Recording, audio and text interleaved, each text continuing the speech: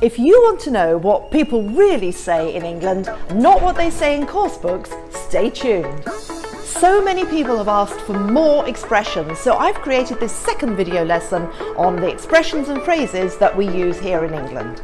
By the end of this video, you will know exactly which expressions to use to sound totally British, and your English will improve better and faster than you ever thought possible. Let's go!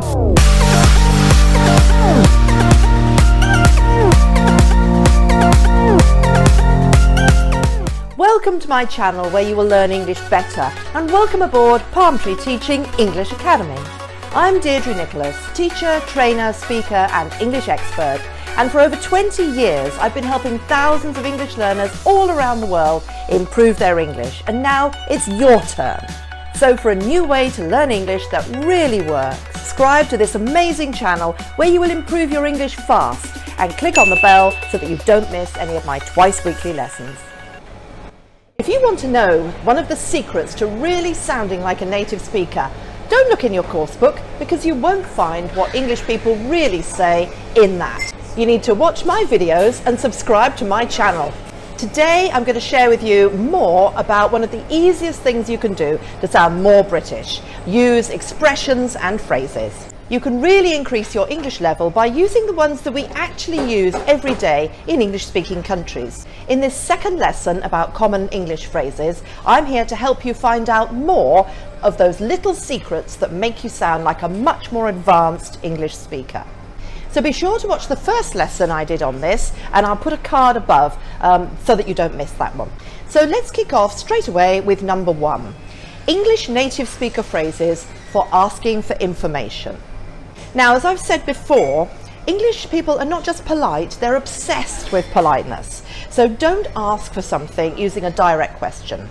Let me show you what I mean. Where is the station? Excuse me, could you tell me where the station is, please? So did you notice the difference? The first question was much too direct, and you really wouldn't get a helpful response if you asked that. The second one was much nicer, much more polite, and much more what a native speaker would actually say. So I'm going to share with you now some more examples of how native speakers ask for information. And I'm going to start with the most formal and work through into the more informal versions. And you can choose depending on what situation you're in. But if in doubt, always go for the most polite one that you can find and a slightly more formal one. That way you don't offend. Okay, so for a very formal one, I wonder if you could help me, please. Or, I wonder if you could tell me. Now this you would use perhaps if you stopped a stranger in the street, or if you went to an office of an official organisation, or perhaps asking for something in a foreign country.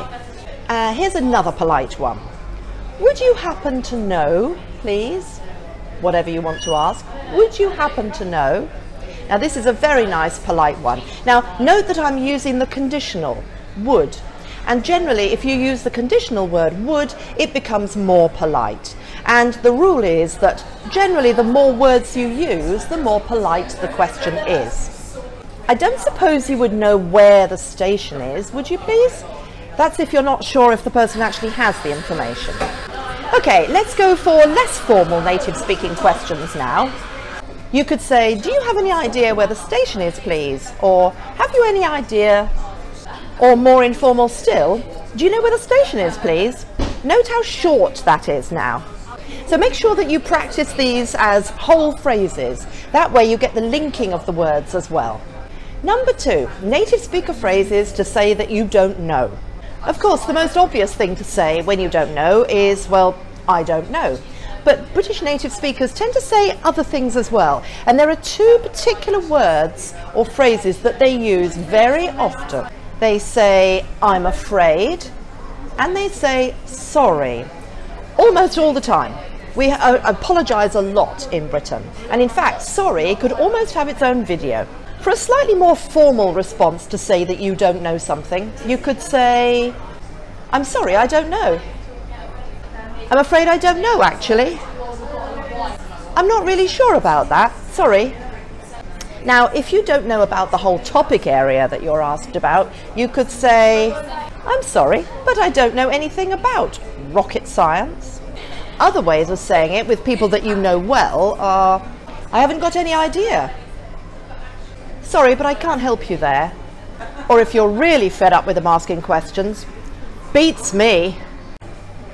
Number 3, native speaker phrases for agreeing. There are lots of phrases that native speakers use to agree with someone or to tell them that they are correct. We rarely just say, yes, I agree. Somehow it doesn't sound natural. Instead, here are some of the most commonly used ones for you to use as well. You could use short ones like, exactly, absolutely, I agree with you 100%, or simply, yes, that's right, or you're quite right. Now here, quite doesn't mean fairly or almost, it means definitely, completely, quite right. Or for a stronger response, how about, you've hit the nail on the head, which you will have heard in my idioms video as well. Another stronger agreement might be, you're spot on, you're dead right there. As you may have noticed, some of these phrases are really quite advanced, and your English will sound much higher level if you use them.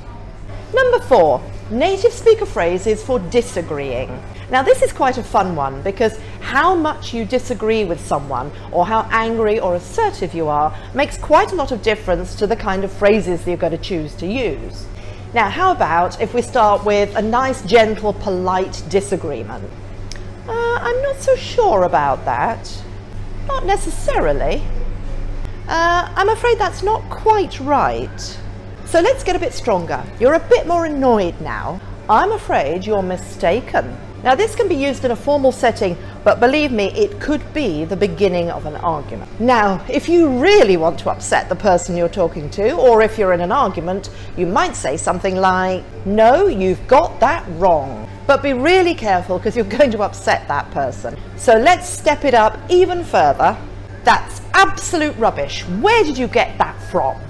Now you're really in a full-blown argument, or if you're not, you will be now. So remember, using these English phrases that we use in English-speaking countries will mark you out as a great speaker of English.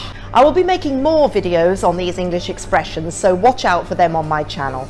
If you have any special requests, please do comment below this video with your ideas. I would love to hear from you. So I hope you've really enjoyed this video. If you have, please hit the like button, make a comment in the comments section below and share it with your friends. Don't forget to subscribe to my channel so you don't miss any of my video lessons. So enjoy your English and I'll see you really soon. Bye!